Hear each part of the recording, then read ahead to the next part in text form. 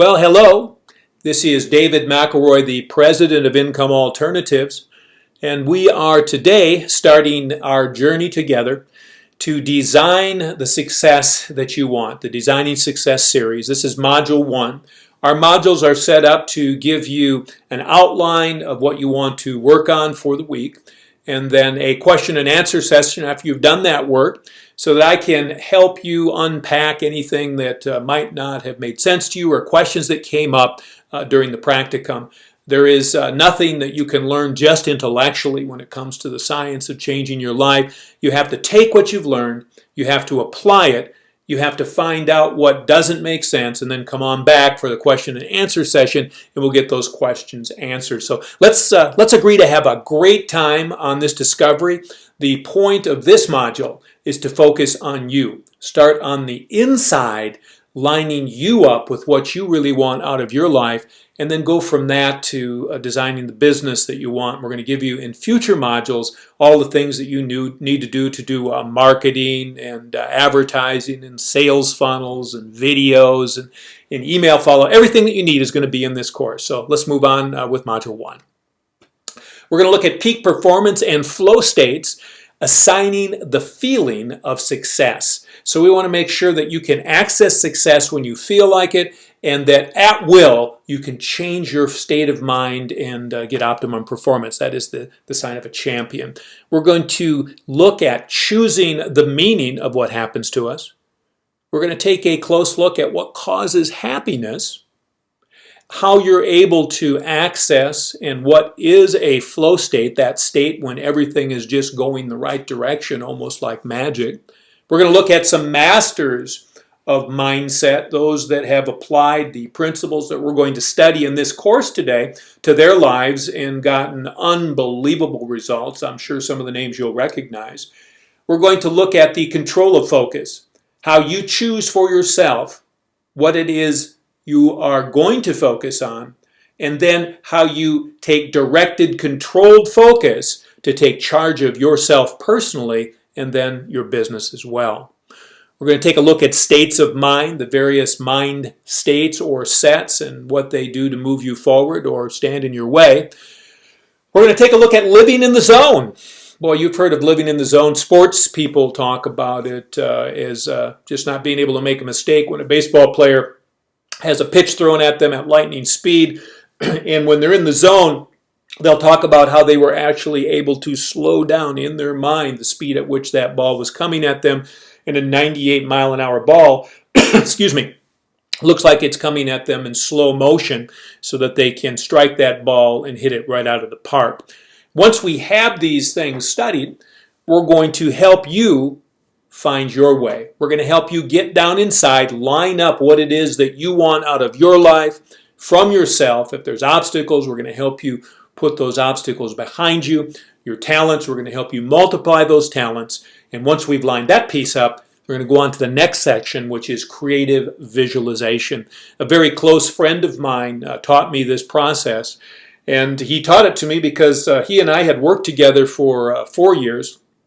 And we'd accomplished some amazing things in direct sales, but not really gotten the result that I wanted. And so I went from that partnership back to mortgage banking, where I've been for 30 years, and ended up making quite a bit of money there, but it paled in comparison to what he did, going on to make millions and millions of dollars with what we started. And we're going to show you how to use that to get what you want.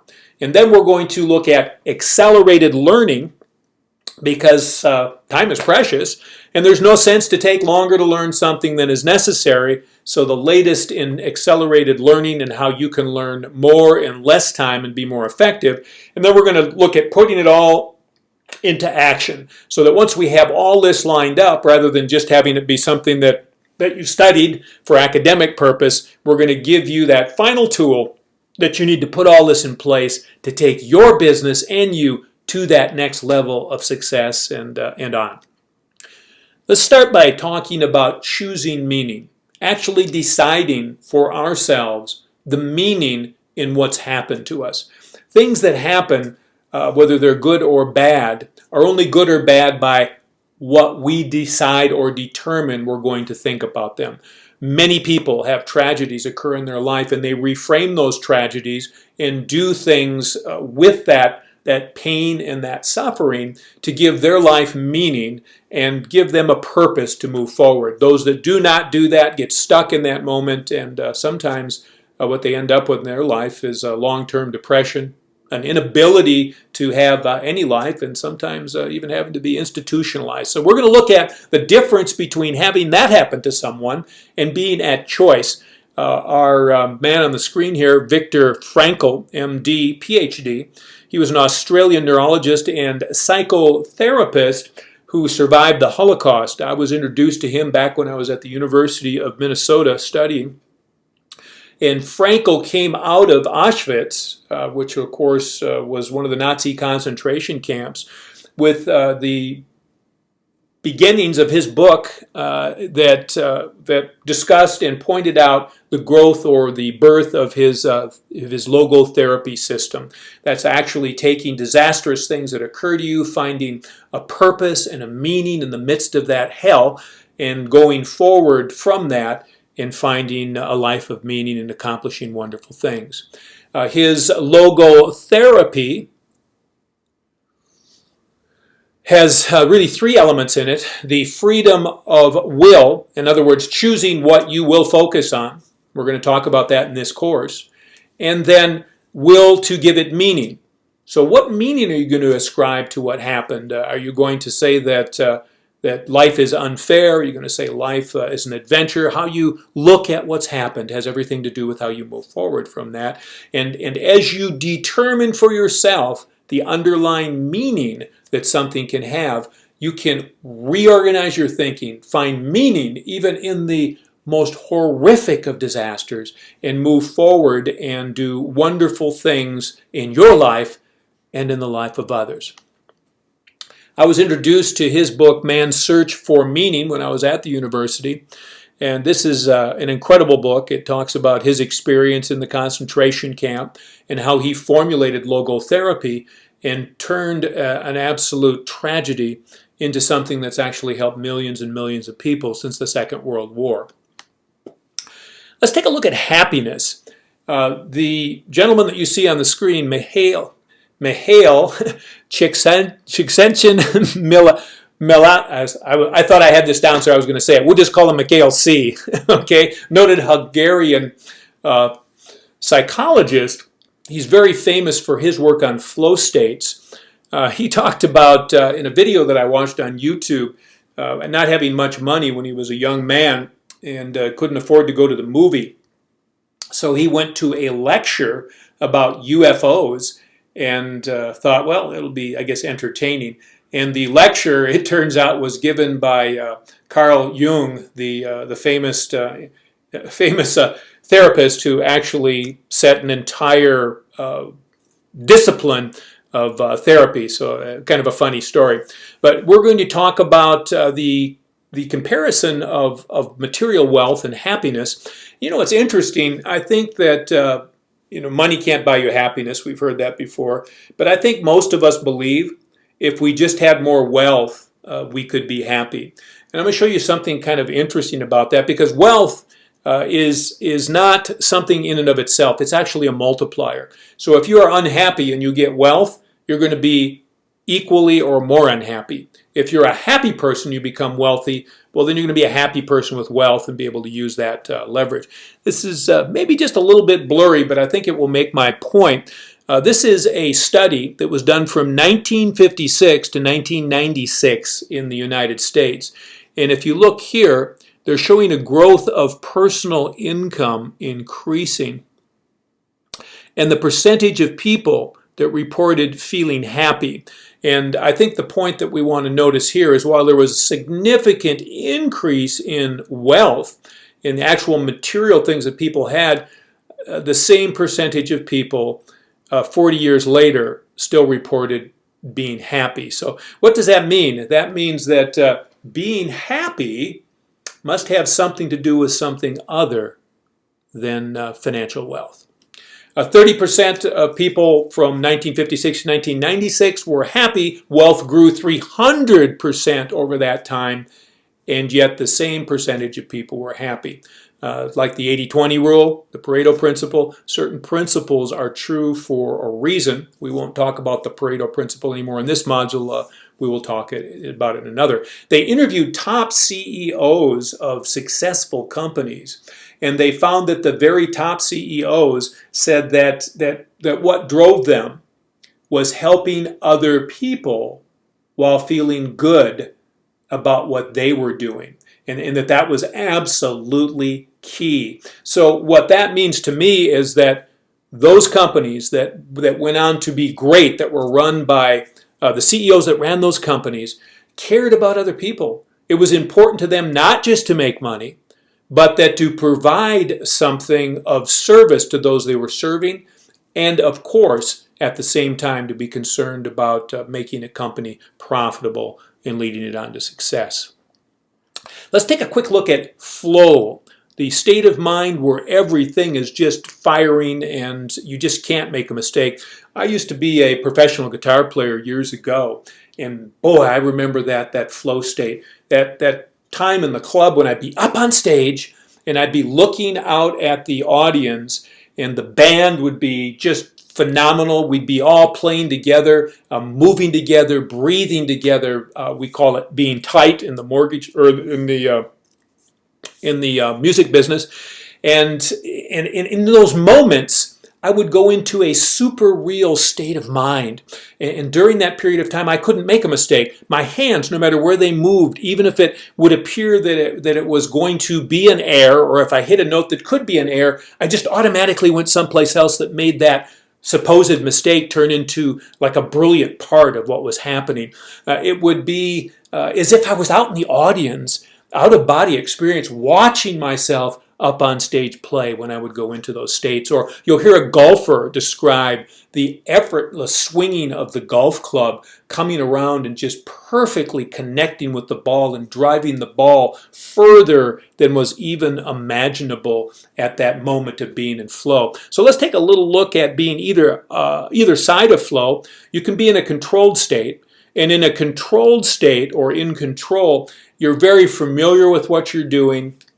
You're on top of it, you're a master of it, but there isn't that out-of-body exciting experience because you're too familiar. There's nothing amazing happening.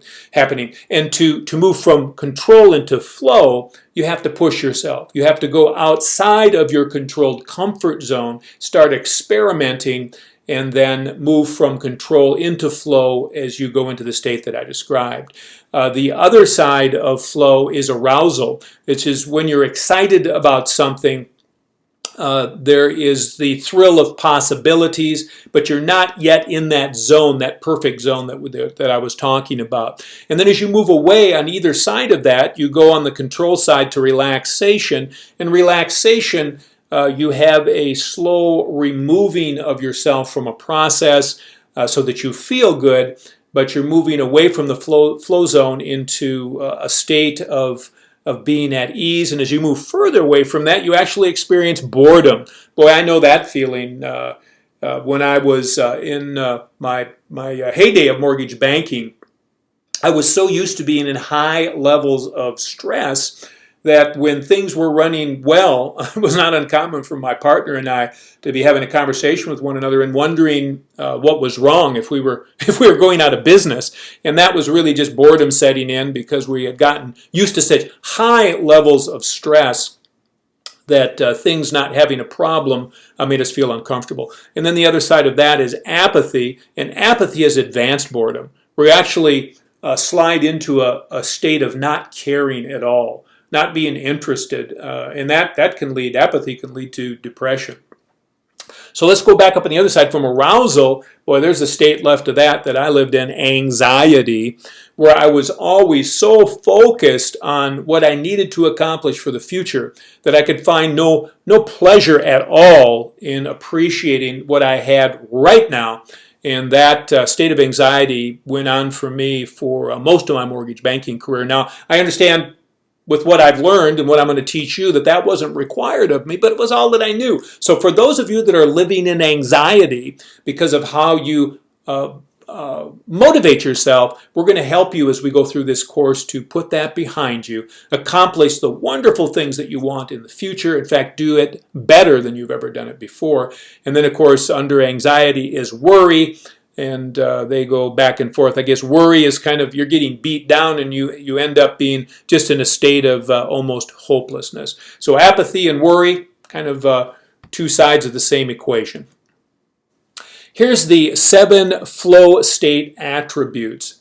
I was describing it when I was telling you about playing guitar on stage. It's being completely involved with a singular focus on what you're doing. You are so focused on what you're doing that things around you actually change. In fact, when I'm in that flow state, I get it from public speaking or doing this series for you guys. When I really get into a topic, I notice that colors are softer and sounds of the background kind of disappear, and I get a heightened state inside my body. Sometimes get body rushes coming through, which is of course a chemical reaction to being in that state of mind. It's a sense of existing in a super reality, that feeling that this is beyond the norm, that this is something spectacular. Some describe it as a spiritual state. And then there is a great inner clarity, that knowing what you need to do, what needs to be done, and how well you are doing it at the same time. As I mentioned just earlier, what would have otherwise been a mistake when I'm in that state of mind turned into a creative opportunity to take the piece that we were playing to the next level and really enjoy the process.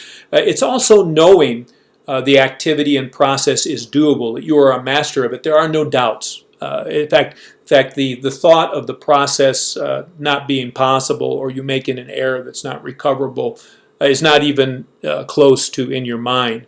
And then next is a sense of serenity, an inner calm, that super real feeling, almost where you are apart from the rest of the world, and you are accessing your resource states. And it's an amazing state. It's one of the reasons that people that don't golf very well go back to golfing again, because they hit just enough of those good shots to feel that flow state and to want to come back to it. Or it's one of the reasons I practiced so many hours to master the guitar, so that periodically I could access that flow state. Now, back when I played for a living, I was a young man. I really didn't understand how to access that state at will, and in this course we're going to talk about that, because being able to access that state at will has everything to do with the quality of your life and being able to move yourself forward when things that you didn't plan on, that could be disasters, occur, and you're able to incorporate those disasters into your business, into your life, find meaning in them that's worthwhile to you, and then move forward from there. This timelessness, it's a sense that you do lose track of time. Some of you that enjoy reading can open up a several hundred-page book, and before you know it, you've read the whole thing, and you don't even notice that hours have gone by. Or when you're watching a movie that really draws you in, even if it's 3 hours long, if you really go into that timeless state, it seems like it just started and now it's over. And when that doesn't happen, for those of you that have seen a movie that is not well strung together and it's long, and you get that feeling that it's long, well, that's the opposite of that state. And in this state, the actual process itself is the motivation for doing it. So there is no reason to be doing what you're doing to accomplish something. You are totally absorbed in the moment. And the key to being happy and being fulfilled is to enjoy the process. Yes, you have to have goals. And yes, you want to be moving toward those goals. But if you're waiting to be happy until those goals are achieved, I have to tell you, I have lived that way. And it is a formula for extreme unhappiness. And that was a state of mind I was in when I made my first $1 million. And at that point, I was actually I was disappointed when it occurred, because I was waiting to be happy at that moment in the future.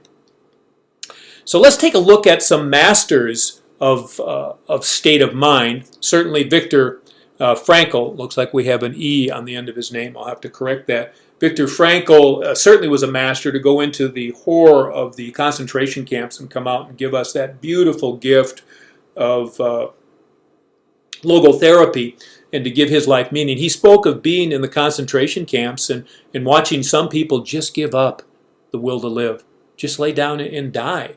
And yet he comes out and does something marvelous. It was because he focused on the future. He focused on coming out of that camp and seeing to it that he'd do everything within his power by surviving to see to it that nothing like that ever happened again. And of course, coming out with Man's Search for Meaning and Logotherapy, he was able to bring a gift to all of us, me included when I read it back in the university, to give us an opportunity to assess how we think, how we process, and what it is that we expect out of life, and to have a higher quality life because of what he taught us.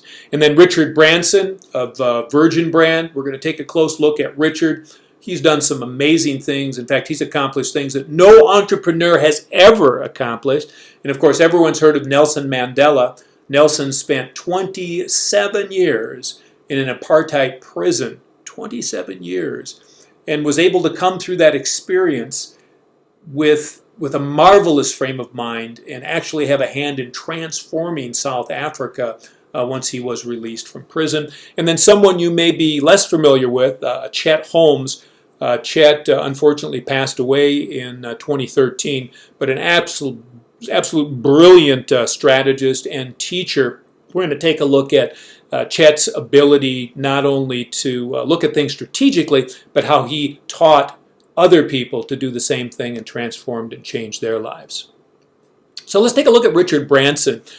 Gratitude for what you have now is an absolutely imperative if you want to feel happiness while you are driving goals for the future. You have to have a clear vision of your goals in the future, but if you are not grateful for what you have now, you will be unhappy waiting till you achieve that goal to be happy. You've probably heard people say, well, I'll be happy when I have this car, or when I have this amount of money, or when I have this job, or when I graduate, or when I get my next degree, or when I get my next $1 million, or whatever the case would be. If you'll notice, every time you see Richard Branson, he lives an outrageous life. He certainly is a multi-billionaire, but he's always happy. He's always happy, and he was interviewed by one of the people that I came across while I was studying Richard, and he was asked to describe a time where he miserably failed and was really unhappy. And interestingly enough, he said, I can't remember that time. Now, certainly Richard has had his periods of time where things went different than he planned, but I think what that shows you is he doesn't dwell on that. He takes the learning that comes out of an experience where things went differently than you planned. He extracts from that learning what's useful. He releases the emotion and then goes forward doing the things that we're going to take a look at. The Virgin brand is the fastest growing company in history. Over an 8-year period of time, he started from scratch 8 companies that all became billion-dollar companies. He has brilliantly structured his empire so that it's more like an investment holding than a single conglomerate, so that each company is individual, even though they may do business with one another, which protects the whole financially. No one company or 2 companies going down could take down the whole. So his philosophy is to learn what works by constantly failing. Learn what works by constantly failing. And what that means is he gives failure a different meaning. And we're back to what meaning you give something. He sees failure as learning, just another way to learn how you need to adjust to move forward. He hires people for their savvy, for their heart, rather than for their degree, because he believes he can hire for attitude and he can train skills. He has one of the highest loyalty rates in the industry. People that work for him feel confident and comfortable with taking control, making decisions, taking charge. Actually, their job becomes part of their personality, and he has extreme loyalty at his company. Let's take a look at the next man in our success series, Nelson Mandela, an amazing man. I've got a picture of him with his classic grin and smile. He is an absolutely amazing person. I would recommend very highly. In fact, I came across this book because Richard Branson said one of the most meaningful books and life-changing books he ever read was Mandela's Way by Richard Stengel. Richard is the editor of Time magazine, and it's an absolutely excellent book. Richard Stengel spent 3 years of his life with Nelson, studying him and interviewing him, and I recommend the book highly. So in the traits that Mandela has that have caused him to overcome such adversity and come out with a steel shell around him, but yet protected inside, where he has great love for people, even for those people in apartheid, that ruling class, that 10% minority white that oppressed the blacks. Nelson felt that he needed to embrace them in order to make South Africa a whole. He also understood, being a pragmatist, that turning on the whites, even though they'd oppress them, would be a disaster for South Africa, because although he was now president, and technically you could say the blacks were in control because they got the right to vote, the whites still controlled the economy, still controlled the banking system, still controlled the military. So Mandela was able to rise above what could have been easily debilitating personal hatred, and he had learned to overcome. He had learned to take his time in prison and study his captors and learn by studying them how they thought, and was able to negotiate the actual, I guess you wouldn't say overthrow, but the actual birth of democratic elections in South Africa. He states in the book, Mandela's Way, that it's imperative that you act before you're comfortable. That if you're waiting to be comfortable, you'll never act. And I think this goes back to what Branson was talking about, which is successful people fail their way to success because they're willing to act before comfort. They don't wait to be comfortable. They take massive action all the time, watching what happens, looking at the feedback, and then they're able to take that feedback in real life. Because remember what we talked about in this course? We're not just going to study and intellectualize this material. We're going to take what you learn in this course, we're going to put it to practical use, and we're going to help you help yourself become the best you can ever be. Hey, this is a big one. Ask for help. That's been one of the weaknesses I've had in the past, where I let my pride get in the way of asking other people for help. One of the keys to becoming successful in a lot less time with a lot less heartache is to find somebody that's done it before, to have that person be your mentor, your coach, to help guide you in areas where you might be blind, where you might not see what you're doing. Famous, talented people have coaches to help them continue to reach the heights of their field. Tiger Woods has golfing coaches. Other professional entertainers have coaches. It's because a coach, even if they don't have the same talent that you have, they're able to see, because they're outside of you, what you might be doing to inhibit your own success. One of the things that Mandela had that was an amazing trait is he had the ability to listen to what others were saying, to summarize what they were saying, and then to build consensus. He called it leading from behind. He was describing as a young boy, he herded cattle. And he talked about how you herd cattle is that you go forward and find a couple of cattle. You head them in the direction that you want to go, and you have the rest of the herd follow them. And then you lead from behind by going to the back of the herd and just kind of keeping track of what's going on and keeping track of stragglers. So Mandela was excellent at setting aside his ego and allowing other people to have their opinion, and rather than pushing back hard against them, to draw them in and to sell them on a different perspective, to draw people together to get consensus, and from that consensus accomplish amazing things. You've got to play the part of what you wish to attain. And what Mandela is saying is that, we're going to talk about this in goal setting, you have to see yourself being able to be what it is you want to be.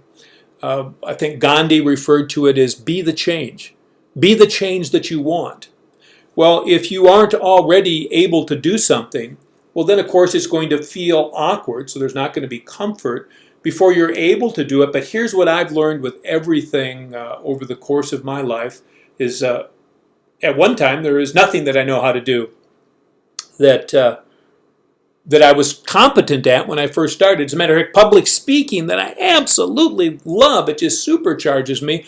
When I started my public speaking career, I think I was in 6th grade, 4th, 5th or 6th grade, I can't remember, but I can remember being up in front of the class. Well, in fact, I can remember waiting to have my name called to do like it was a 3-minute speech. And I was so nervous that I had the sweaty palms, I had shortness of breath, and I was just panic-stricken about what it was going to be like when I had to get up and speak. And I remember when I first got up there, that 3 minutes seemed like, talk about time. I was in time. It felt like 3 minutes was 3 hours, and yet here we are all these years later, and it's been many, many years that I've really been jazzed and enjoyed public speaking. I've learned how to play a guitar professionally. Of course, when I first started playing an instrument when I was in 9th grade, I had no idea what I was doing. Everything was awkward. And every time I raise my skill to the next level, I'm again playing things that are over my head and that feel awkward. But with practice, just like everything in this course, with practice, things that feel awkward, you will become comfortable with. And as you grow comfortable, you'll refine your skills. And as those skills are refined, you'll be able to take your life and your business to the next level. Chet Holmes, I was talking about him a moment ago. Some of you may know Jay Abrams and, of course, Tony Robbins. Chet was partners with Jay Abrams. He also had a joint venture with Tony Robbins. And, of course, everyone knows who Tony Robbins is. Chet is the master of relentless focus. Great loss to having lost Chet in 2013. He's left a legacy of some brilliant training in people's lives that have been transformed because of it.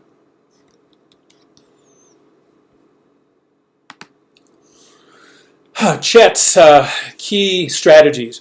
Pig-headed determination. That's the one that really, really stuck with me. Is in fact my very close friend that taught me creative visualization is probably better at pig-headed determination than I. That's why he went with our partnership in direct sales on to making millions and millions of dollars, while I went back to mortgage banking where I did well, but boy, I didn't accomplish what he did. Pig-headed determination, that is the ability to stick with something long after reasonable people would quit. Long after it seems to make sense. And in order to do that, you have to have a crystal clear vision of the future, a vision that other people can't see, a vision that you are measuring small steps on the way. So you may not be able to see that end goal right in front of you today. But one of the things we're going to talk about in creative visualization is not setting a long-term goal of what you ultimately want to accomplish, but setting small goals along the way so that you can see your success. Because sometimes success from our frame of mind is not easy to recognize, like watching our children grow up. One day they're babies and the next thing they're graduating from high school. We don't notice those changes until we start looking at snapshots of where they were at one time and where they are now. So you want to look at little successes along the way. You want to look at what you couldn't do yesterday and what you did today and what little things you do tomorrow. That pig-headed determination takes you on to the great successes that other people never get a chance to have. And he talks about doing a few moves 4,000 times rather than trying to master 4,000 moves. And the example that he gives in his book, which I highly recommend, it's The Ultimate Sales Machine by Chet Holmes, a wonderful book, national bestseller. Some of you may be familiar with it. He was a martial arts expert, and he decided he wanted to improve his capability of martial arts. So he tied a rawhide rope onto a ball, tacked it to the ceiling, and then smacked the ball. And it was his goal to strike the ball with his hands or his feet and keep it from hitting him. Well, the first time that he slapped the ball, it came back and hit him right in the head. And he said that for the first days that he was doing this, it seemed like he was making no progress. But over time, as he continued practicing a very few limited moves over and over again, eventually over weeks and then months, that ball, no matter what happened, where it came, how it bounced after he struck it, he could always turn, spin, kick, strike, and avoid the ball and move it back again. So you have to focus on doing a very few things in an excellent fashion. And in his book, The Ultimate Sales Machine, he talks about 12 key strategies, not 50, not 100, but 12, and mastering those 12 and transforming your business. I recommend that read for everybody. And he is a master of educational strategic selling. And we're going to talk about that in future modules, but educational strategic selling is, rather than selling short-term thinking, what you have specifically, what you do is you position yourself as an expert in the market, and you educate your buyers, your clients, and they begin to perceive you not as a salesperson, but as an ally, as someone that they can depend on. And when you do educational selling with a plan, you actually give what Jay Abrams refers to as a sense of preeminence, where you are the only person in your space. We're also going to talk about that in future modules. So you reposition yourself for larger opportunities. In Chet's book, he talks about one of his early clients, which is a carpet cleaning company. And originally what they were selling is carpet cleaning. And people only need carpet cleaning, I guess, when they see that it's dirty. Well, he repositioned that to a larger opportunity by doing some research and found information indicating that carpets are like filters and that they absorb germs. And those germs end up, when carpets aren't cleaned often enough, causing people in the company to get sick more often and have greater absenteeism, which costs the company money. So when he installed that technique for the sales staff, over time, they ended up increasing significantly the sales they got, because now they didn't have to just go back to their customers on 1, 2, 3 year basis, but they were having their carpets cleaned preventatively to have the employees in their company be healthier. Brilliant, brilliant strategy. We'll talk more about that in another module. And then the idea of working smarter, not harder. And in working smarter, one of the things that he talks about is getting ideal clients. Actually determining who your ideal client is. Doing a profile of what that client looks at. We're going to talk about this in another module. I alluded to it earlier, the 80-20 rule. And in the 80-20 rule, you'll find out that 80% of your efforts and energy are producing 20% of your income.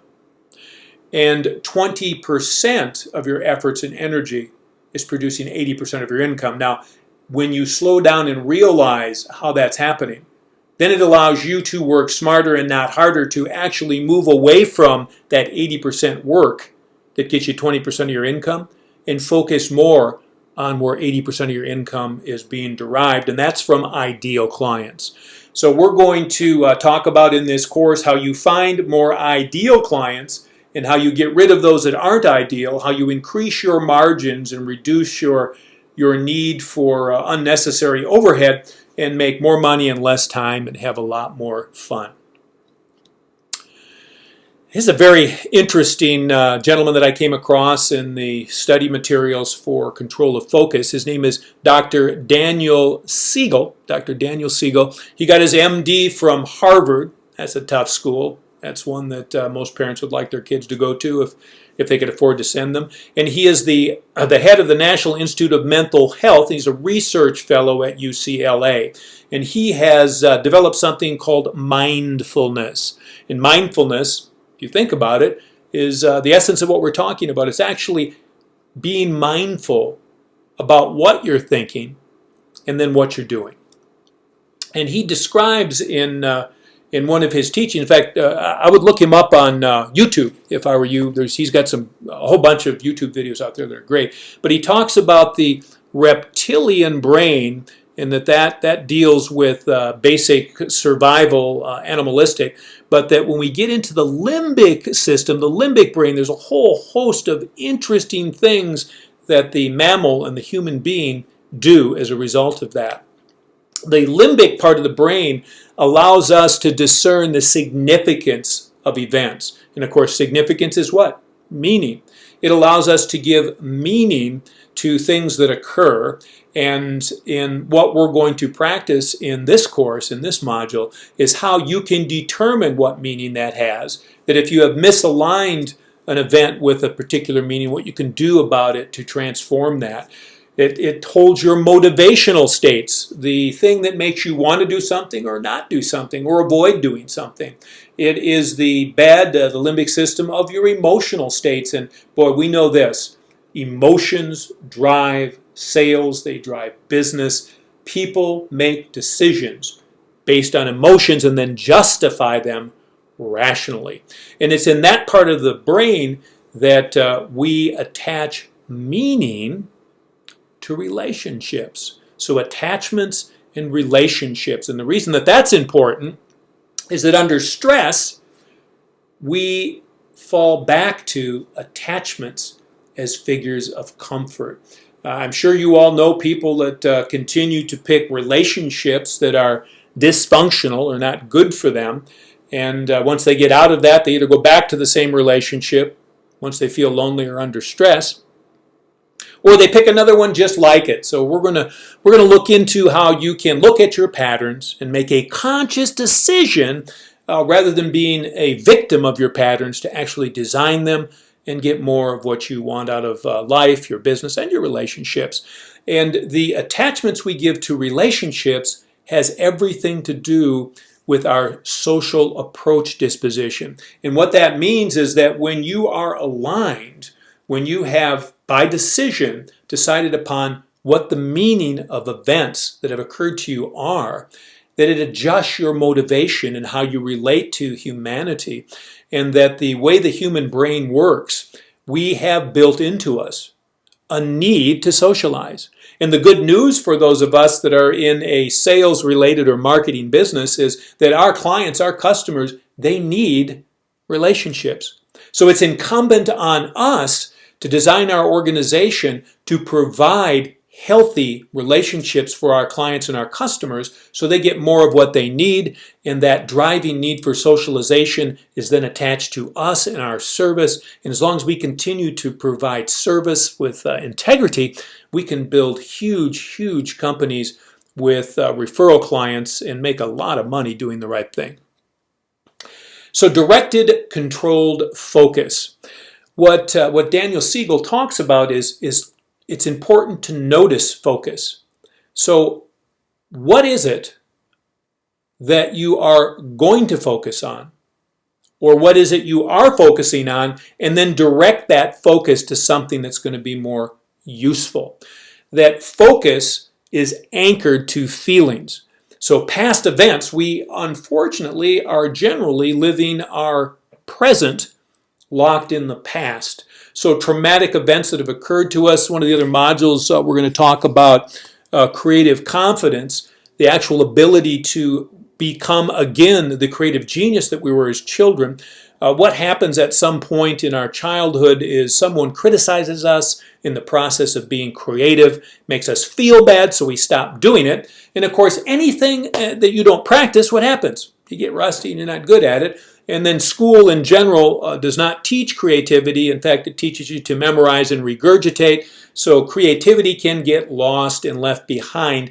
And all that is an anchored feeling that we're not capable of it. So being able to decide what feelings you want and anchor those feelings, you can actually bring up states, bring up feelings. I do it in my creative visualization.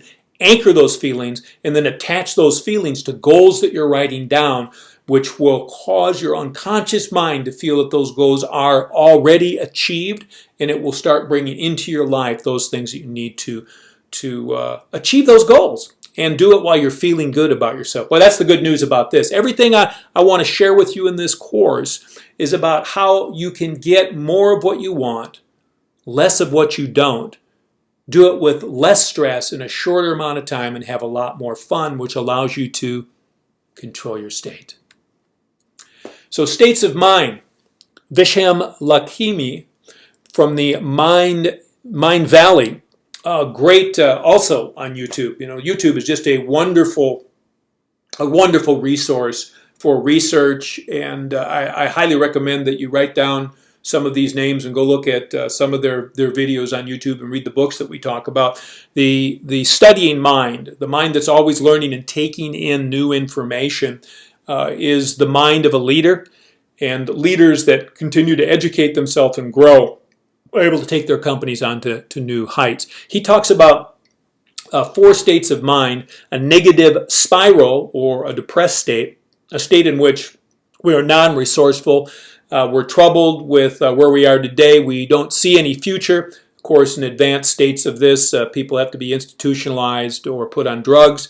The negative spiral is also common for people that have drug and or alcohol problems, or other disorders that come from abject unhappiness. Then he talks about happy in the moment, but just for now. These are people, and we all know them, that are happy-go-lucky, kind of trapped in today, trapped in the moment, but they have no vision of the future.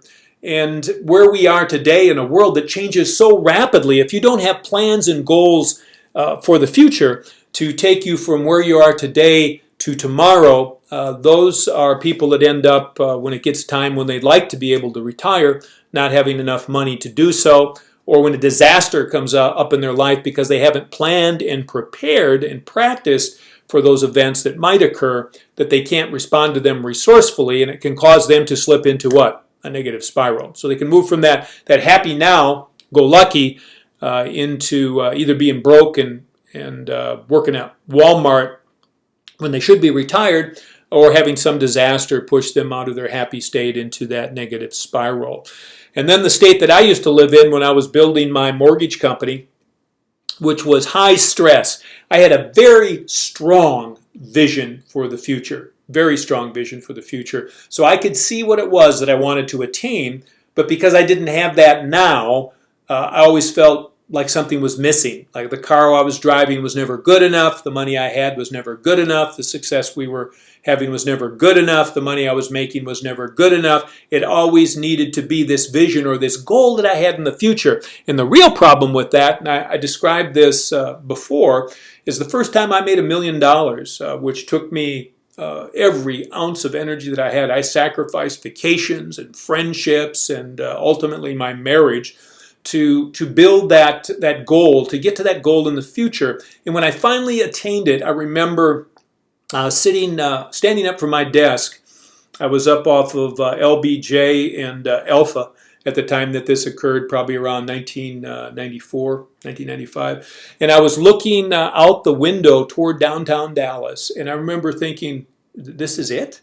This is it? This is why I struggled and sacrificed for this? So the problem was that I was waiting to be happy until I achieved a goal. And because I couldn't enjoy the process, I was unhappy during the process, and then I was really unhappy when I finally hit the goal. This happens to people who live to accomplish something major, like winning the Olympics, or that make their entire life having a particular goal that when they find out they can't achieve it, that they're lost. So it's important that you enjoy the process. And then he talks about the 4th state, which is the flow state, which is a balanced state. And that's the state that Richard Branson is able to attain, where he has a clear view of the future, but he's also grateful and thankful for what he has now. So here's those states of minds in a matrix. You can look here where we have the negative spiral. That's your state. And present happiness? No, they're not happy now because they're not happy with what they have now. And there is no future vision. So they're stuck here with that feeling that they're trapped. This can happen to someone that has had some tragedy happen, maybe a death in their family. Maybe they've had a car accident and they've been disabled or lost a limb. Certainly that is depressing. And I'm not suggesting that it wouldn't be troubling. But if you can't get a picture of a better future, if you can't find a way through logotherapy to design a new meaning for your life now that the original things that you were focused on are gone. Your life is over, and that's certainly not the right thing to do. I'm not suggesting that it's not a tragedy. It is, but it's not the right thing to do. Now, current reality, these are the people that are living only in the moment, but they have no vision of the future. And we already talked about that being the road not to be properly prepared for the world filled with changes and ending up in retirement with no money, or losing a job and being lost and ended up falling back to this negative spiral. Then the state that I lived in for so many years, the stress state, where I just couldn't be happy with now. I couldn't go on a vacation because I'd always be on the telephone worried about the office. I couldn't enjoy my friends. I couldn't enjoy my wife. I was just unpleasant to be around. So I had this vision of the future. So I was driven.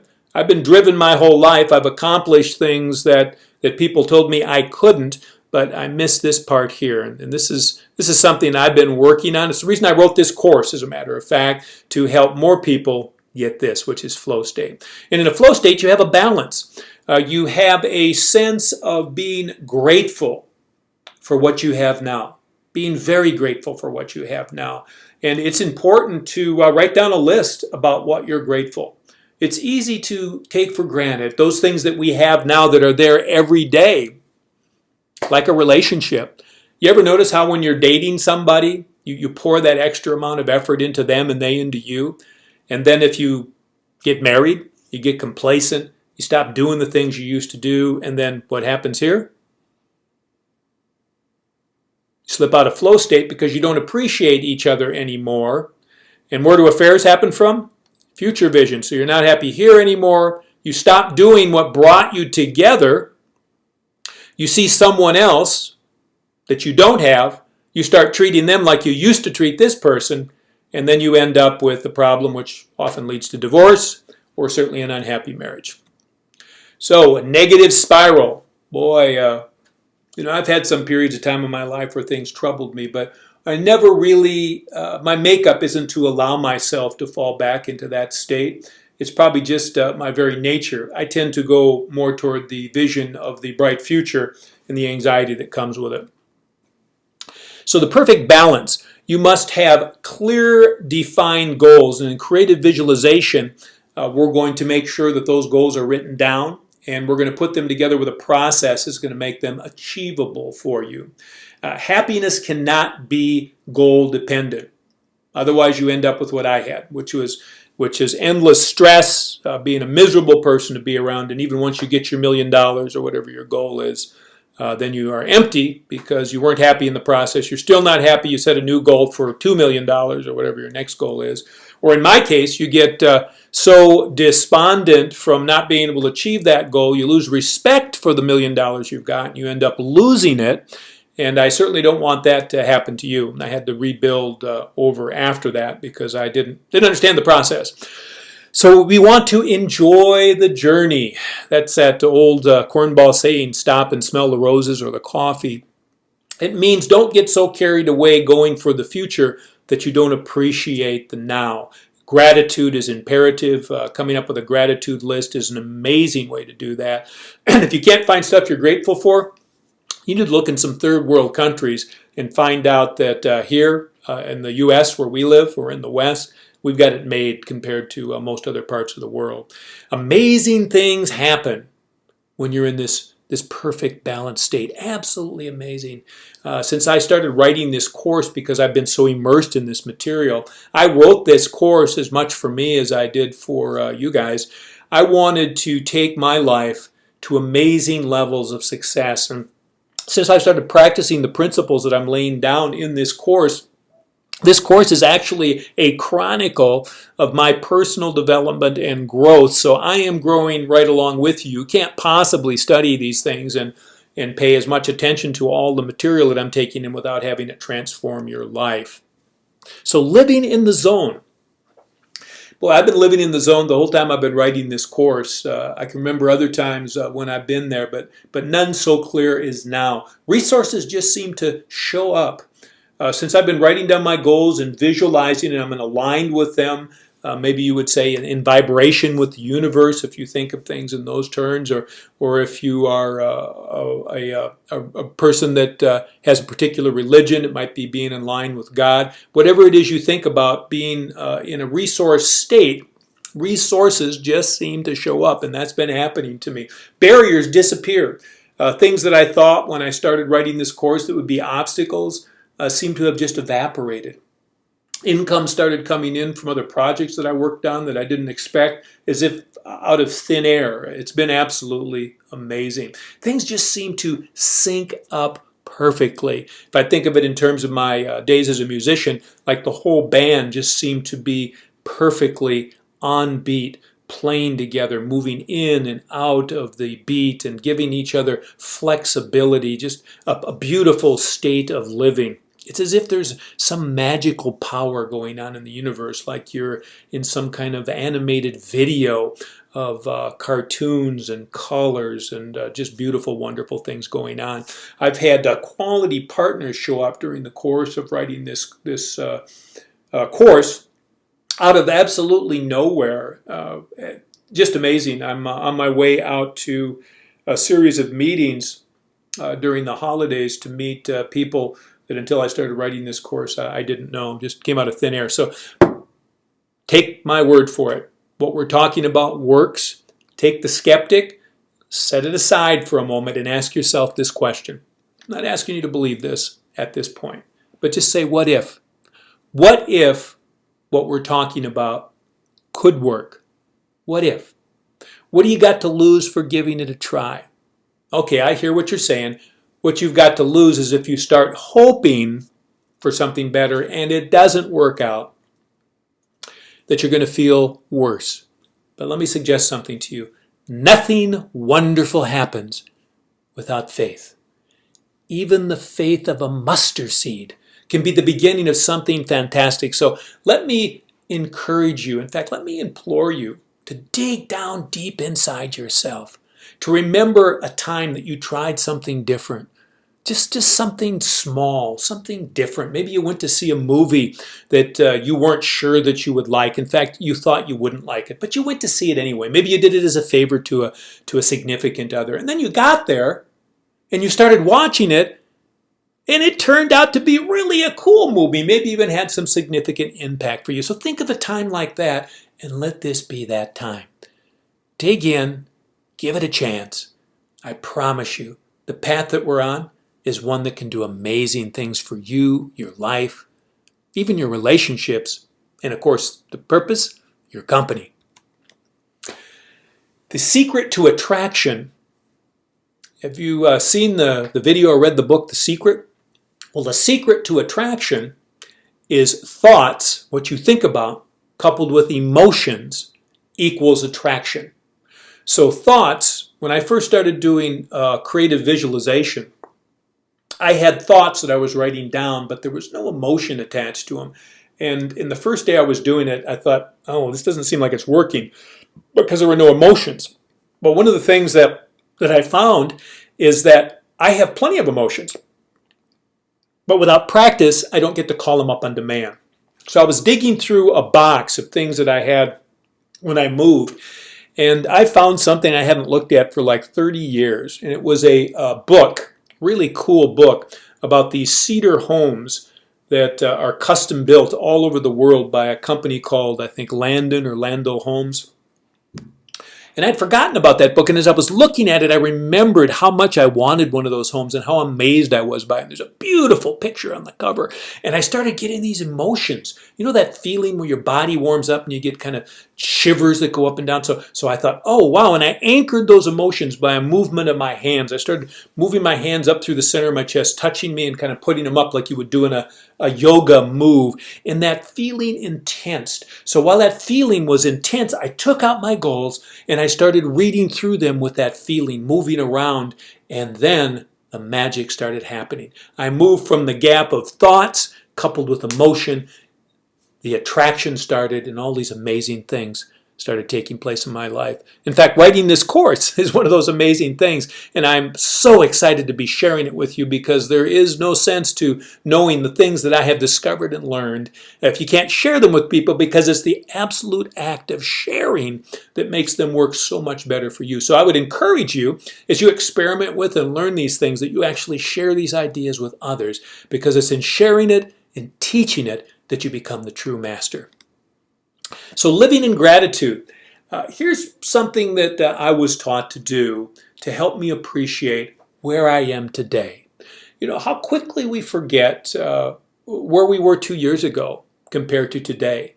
Because often things happen in such incremental pieces. If we're not paying attention to it, we can forget just how far we come. So I would suggest that you look back to 2 years ago and look at some things that you started working on back then. Pick a project, whatever that would be. Maybe it was building a ship in a bottle, if you do that kind of thing, or reading a book that you finally finished, or working out, or whatever it is that you started doing a couple of years ago, and then look at today. Even if you did just a little bit, you've improved. And I know the first thing you think is, I can't think of anything, but what if you could? What might it be? Just play around with this. Play around with this. Talk to some other people. Ask them what they think about today as far as something than when they knew you before. You'll be surprised at the answers you get. And as you're more open and more receptive in talking with people and getting resources, remember, ask for help is an important part of it. You'll be surprised what happens. So notice where you are now. Compare that to where you were and see that you've already gotten growth. When we get to the visualization piece, we're going to talk about that. We're going to talk about measuring small incremental growth and reminding yourself how easy that was to change. Because I can tell you what, time is going to pass whether or not you do these little things. And they're just as easy to not do as they are easy to do.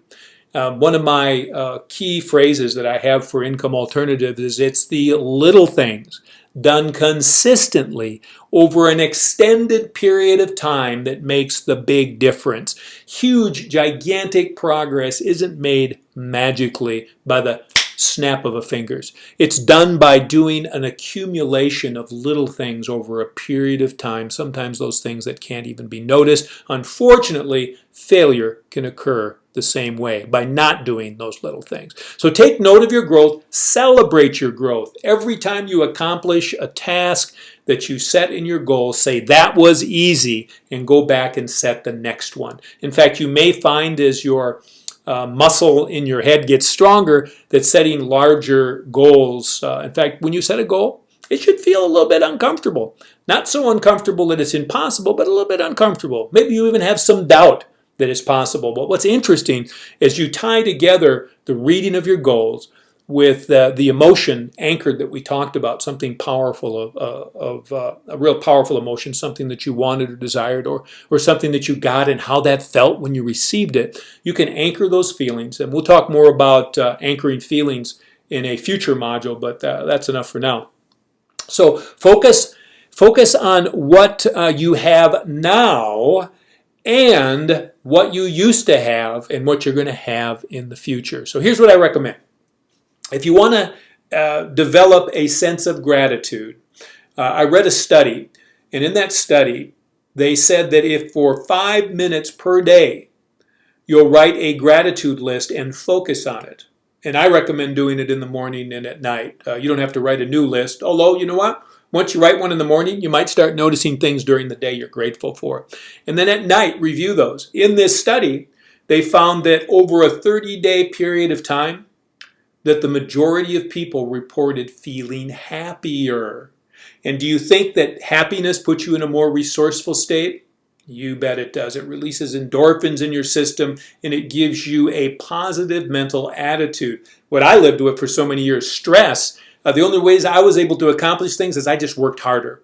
And I worked harder and harder and harder, and that's the thing that strokes and heart attacks are made of, and I don't recommend it for anyone else. I'm thankful that didn't happen to me, and that I'm here to talk to you about it. So let's talk about finding your way. Because what I often find when I consult with business people is the reason they can't take their company to the next level is that they're not really clear on what they want. And here's some serious, simple questions that anyone can do, and give yourself some time. And remember, if something doesn't pop into your mind, just play with it. Kind of go back to that creative process that we were born as geniuses with when we were children, and just have fun with this. You will be absolutely amazed at what happens. So, what do you want in a job? Might be a while since you've asked yourself that question. You might have gotten so used to settling for what it is that you're doing that you don't like that you forgot about that. Think about what it is you want in a job. And so if you can't think of it right away, think about the last time you did something at work that you really enjoyed, where the time passed quickly, or where you laughed, or where it was just effortless. And write that down. Now, that feeling that you're talking about. The next step in this process is, what do you want in a job? Some people might say freedom. Well, then the next question would be, what will having freedom do for you? And as you go through this process, you need to dig down through the levels, because usually the first or second answer that you get will not really be the meat of what it is that drives you. Play with yourself a little bit. Have some fun. The whole point of this process is a serious business that we're working on, which is transforming your personal life. But if you want to really, really do something spectacular, you have to learn how to play again like a child. You have to learn to let your creative mind come back alive again and just experiment. Brainstorming can be a great thing for this. Brainstorming without criticism. And I might suggest, if you're brainstorming with yourself, don't criticize. It's not good to be both the editor and the creator at the same time. The creative process should be free form. Just throw out ideas, write them down. When I'm doing my goals in the morning, I just write streams of sentences without thought or consideration, whatever pops into my mind, and see what comes up. And then I go back and read those out loud with the classical music running in the background to help dig them in. And I do them in the morning when I get up, and I do them in bed just before I fall asleep at night. So let's see what we can do to do some little things different and get big changes. So what will having whatever it is that comes up for you do for you? Freedom, more money, more time, less time, whatever it is for you.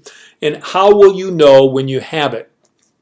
Unless you know how you're going to measure what it is that you want, and you're not going to be able to know that you have it. So you aren't going to be able to set up a criteria of measurement so that you'll be able to notice as you're moving toward what it is that you want and away from what you don't want, what it is that you're wanting to accomplish.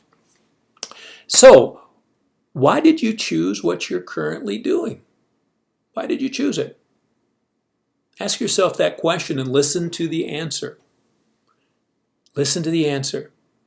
And maybe you want to write these down and bring them to the question and answer session when it comes up this week. What is the relationship between years? So what's the relationship between what you were doing last year and what you're doing this year? Or if you've changed jobs or started a new company, what's the relationship between the previous company and this company? Any comparison will do. There's some really cool things you'll find out as you go through this process. What is a work experience that you really like? Kind of goes back to that first question. What do you want in a job? But think about that. What's a work experience that you really like, you really enjoyed, that was exciting? The last big success or challenge or what was fulfilling. And then the next and the last question here in this series is what is a work experience that gave you trouble? As you go through these questions, they're specifically designed and taken out of a profile I used to use to hire people. I got this profile which was written back in 1989. It's a Language and Behavioral Institute profile, lab profile. It was written by a guy named Roger Bailey. Roger C. Bailey. And I was hoping to find this profile again so I could give it to you guys. If you'd like to get a copy of this profile, I believe it's out of print and the company's not even in business anymore, but it's really a cool profile for hiring the right employees. It's got some cool explanations in it, and the answers to these questions there, I think you'd find fascinating if you got a chance to read a copy of this profile. Really cool. Great tool, also wonderful tool for getting down inside of yourself and be surprised with the answers that come up. I want to really help you guys design a life that you are that you're really excited about. And if we can align your internal values, goals, what's important to you with what you're doing in your work, I guarantee you it's going to transform what you think about your work. It's going to change how you feel about people. And as it changes the way you feel about people, you're going to attract more customers. You're going to hear things you never heard before. You're going to see things you never saw before. And we were discussing earlier in this series, earlier in this module today, you're going to begin to notice things just showing up effortlessly. Is it worth the work? Boy, I think so. I recommend you do it highly. Creative visualization. I've kind of been talking about this through the entire module. You got to find a powerful emotional anchor. Some people, maybe it's music, maybe it's an event that occurred in the past. If you're an athlete, maybe it's winning a competition. If you can remember a time that you fell in love, maybe it was an exciting time there. Some wonderful thing that has emotion attached to it. And if you want to know how this works, have you ever thought of a past experience or had an emotion attached to a song? And when the song comes back, you feel the emotion again. It's because that emotion is anchored to that stimulus. And you can actually anchor emotions to a physical trigger.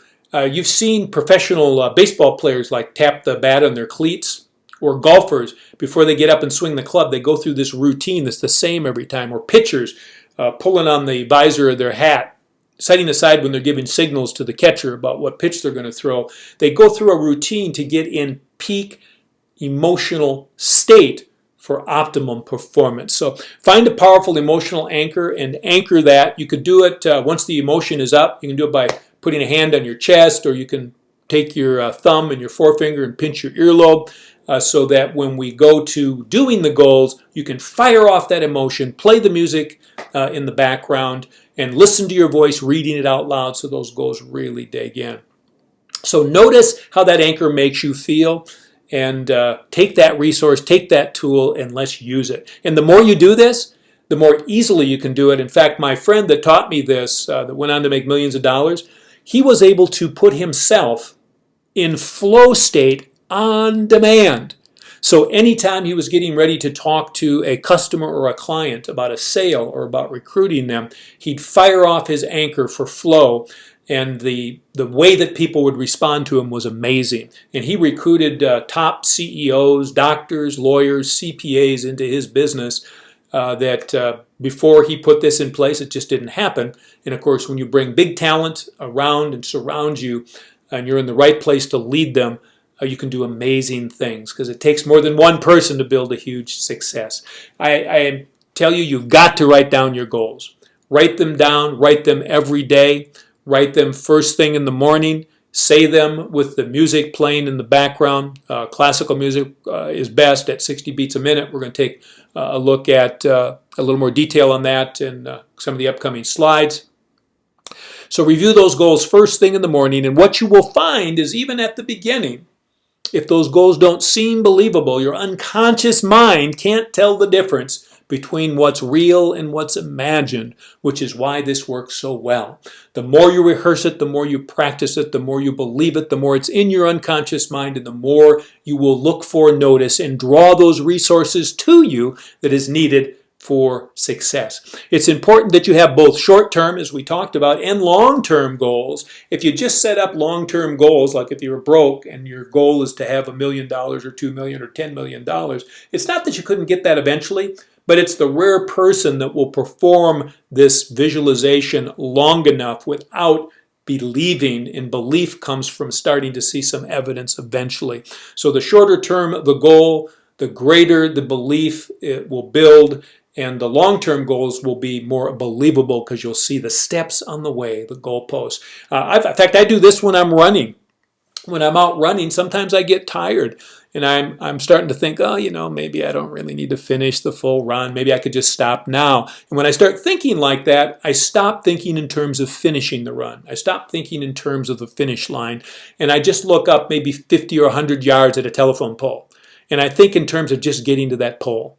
And when I get to that pole, I say, see, I did it. And then I look for the next pole. And before I know it, I've hit my long-term goal in the case of this run, where I've got to the end of the run and I did it and it feels wonderful.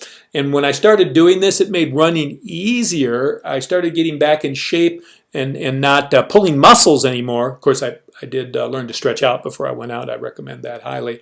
Running's a wonderful way to get the juices flowing in your body. And if you do it without music, which I recommend you don't put on headphones, you can't hear cars and stuff around you with headphones on. But more important than that, it becomes a very meditative time. Some of the materials that you're seeing in this course popped into my mind while I was running, and it helped me fill in a gap that was in the course. So review and read them out loud at the beginning of each day and read them again at the end of each day. And each time a short goal is accomplished, it's imperative that you remind yourself how easy it was to do. The more you do this, the more you'll believe, the deeper your control of your future will become, and the more magnificent a life you will design. So let's replace achieved goals with new ones. So once you've accomplished your goals, in fact, my friend, he accomplished goals so fast once he got rolling, he sometimes had to rewrite them during the day. That's how masterful and powerful that he had gotten in this process, which he shared with me, and I'm now sharing with you.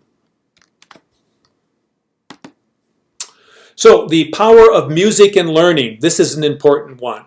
Record yourself reading your goals and play back music from Mozart, the Baroque period classical music, that's at 60 beats per minute. How would you know if it's at 60 beats per minute? Well, I'm going to give you a couple of examples here. But if you do search for music that's 60 beats per minute, or if you go to a music store with someone knowledgeable on classical music, they'll direct you to it. But I've given you a couple of pieces to start with.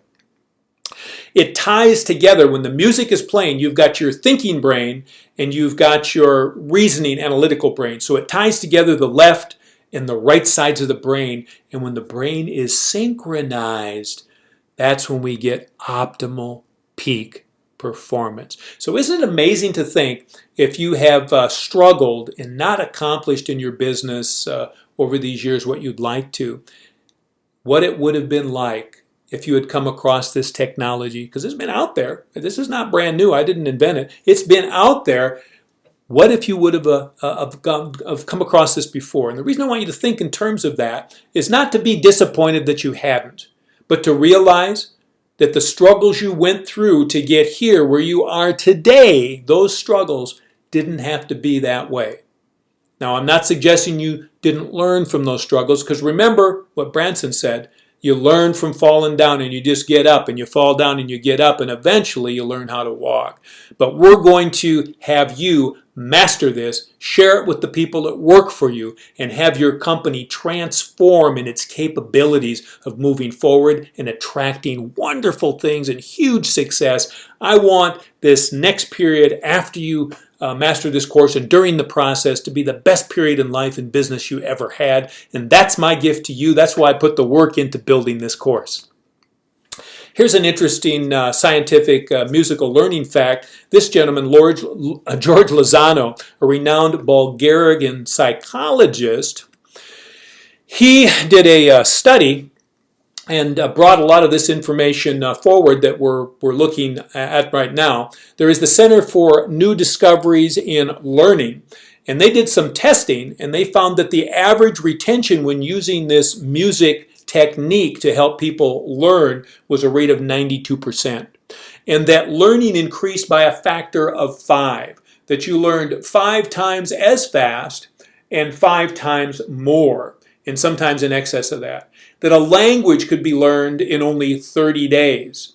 Matter of fact, I don't know what comes up on your Facebook page, but I noticed over on the right column where they have the sponsored small posts on the right column, that they're learn a language. I don't know if it says in 30 days or immediately or something, or find out easy. And ironically enough, it's always beautiful women that are quite well endowed. I was joking with my friend who taught me the creative visualization and wondering if there was a link between women that were well endowed and you being able to learn learn a language quickly. Of course not. Just a way to get someone's attention. And then ordered music also works best. And ordered music is is why classical is so important, because there are specific patterns, tones, and an order of the music that the brain likes, and it helps synchronize the brain because of the beats, the 60 beats per minute, but also the way that the pieces are organized. So here's some sample music that you can get off of YouTube. The Mozart Sonata for two pianos in D major. If you look at the address down there, it's http://www.send, S-E-N-D, the number 2, this, THIS.com/Mozart. And there's also Handel's Water Music, which you'll recognize as Morning Has Broken. When you hear it, you'll know that I think it was Cat Stevens that made that song famous with using the theme from the Water Music with his words. And then down below, it's the same prefix with /Handel. So you can start there to have some resources. You can also check with Classical Music Library, check with classical musicians to get additional pieces. But I wanted to give you this in order to get started. So let's round out the process. Record your voice, reading your goals, while playing classical music tracks. And that's going to give you a recording so that instead of having to just read it out, you'll be able to drop on the headphones, have it go into both ears at the same time. You might want to experiment depending on your recording equipment. I used to do this in the past where I would put the classical music on one stereo channel and then the reading on the other channel. And then I'd switch it back and forth, and then I would blend it together. So in one recording, you don't have to do this. It was just kind of fun. I wanted to see if it made a difference. In one recording, I'd have it switch from one side of the ear to the other side of the ear, the music to the speaking. Then I'd have them be stereo in both ears at the same time. Just kind of fun. You don't have to do it, but I'm always experimenting, trying to come up with better ways. And then play back the combined recordings, and then, of course, once upon rising, and then just before going to sleep at night. If you will start immediately today putting into process the things that we talked about today. And the reason I gave you the scientific information at the beginning of this course is I wanted you to know that this isn't just some airy-fairy daydream that I came up with, and that creative visualization isn't some Cliffs of Sedona hippy-dippy kind of thing, no disrespect to people that believe in that sort of thing, but that this is actually a science of how the human brain works and processes information, and that you can put this science to work to help you get today more of what you want, absolutely more of what you want. So putting into action, discover your purpose, going through the steps that we have in the course to find out what's important to you, what will having that get for you. Remember a time when you were stressed, remember troubled at work, remember a time when you were successful, and that will help you get down to what's important to you. And that will help you find out what your goals are, because you're going to want goals that are going to fulfill your purpose. Write those goals down. Read them with classical music in the background. Play that recording at the start and the end of your day, and redo the recording as the goals are achieved. And once you get going on this, gosh, you might be doing that recording over again in the course of one day. If you don't want to do that, do it over and over multiple times in one day. Maybe all you will need to do is set your goals out, not too far away, but just a little bit further so they last more than a day. It's easy to do, and it's just as easy not to do. So here's my challenge to you. What I want you to do is put this stuff in action immediately. Immediately. Don't wait another day. Don't wait another day. Start it today. Looking forward to having you on the Q&A session. And we got a cool new module number 2 coming up, and I'll look forward to having you unlock that soon. So this is Dave McElroy for Income Alternatives. This is the end of Designing Success Series Module 1. Remember, it's the little things done consistently over time that makes the big difference. This is Dave McElroy for Income Alternatives saying, I'll see you next time. Thank you for your time. Thank you for your energy. Make sure you take action today, okay? Thank you.